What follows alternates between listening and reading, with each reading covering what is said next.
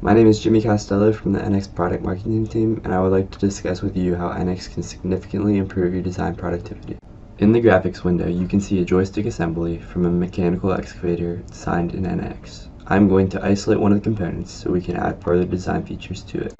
My first task is to stiffen the plastic component, and to do that, I will add a network of ribs. Now I can design these from scratch, but I know that the reuse library has some pre-configured 2D rib networks that I can use, which will speed up my design process. To position the ribs, I will use a datum plane that is already in the part, and once I show it, I access the reuse library and select the rib network I want and simply drag it onto the plane and then reposition it relative to an existing boss. Now that I have my rib profile in position, I can use it to create a rib feature. Notice that as I have only one solid body, the target for the ribs is automatically selected. All I need to do is select the profile and define the thickness and then the draft value if needed. Notice the preview of the result, and also notice that the solid ribs automatically extend to find closure with the target body.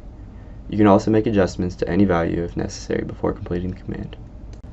As previously mentioned, the ribs automatically extend, but what if I want the ribs to extend past the bosses? Well, as the rib network is a sketch, we simply make changes to the sketch and the part updates to reflect the modified profile. Zooming out once again, you can see that the ribbing in the part now reflects these changes. To complete the rib design, we will add some blends.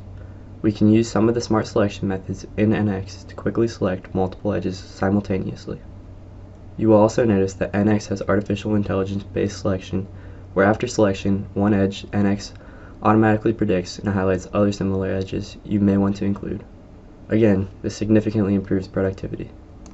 As you can see, the edge blends have now been completed, softening the corners of the intersecting faces of the rib body. I have one more design modification to complete. This component needs to have clearance between it and another component in the product assembly, and we have a reference body that we can use to define it. We will use this sheet body to create an emboss feature. Now you can see that the emboss body has been completed. The next thing we will do with the part is go ahead and apply some edge blends to the new feature.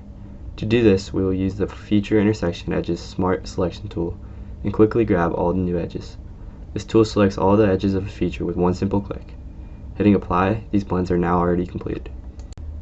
Now that these blends have been finished, the last thing we want to do is look at a section view of the part to make sure every feature has shown up as expected. By looking at a section view, it is much easier to get an understanding of how the product will actually function. Zooming in on the counterbore hole, it is apparent that the embossed body changed the initial hole depth.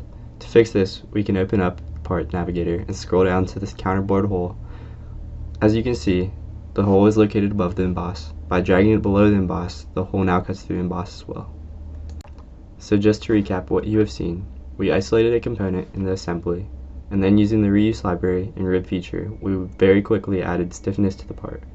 We then removed some sharp edges on the ribs using both intelligent selection criteria and AI-driven selection prediction to create some edge blends.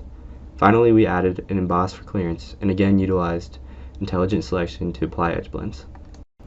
I would like to thank you for your time and attention.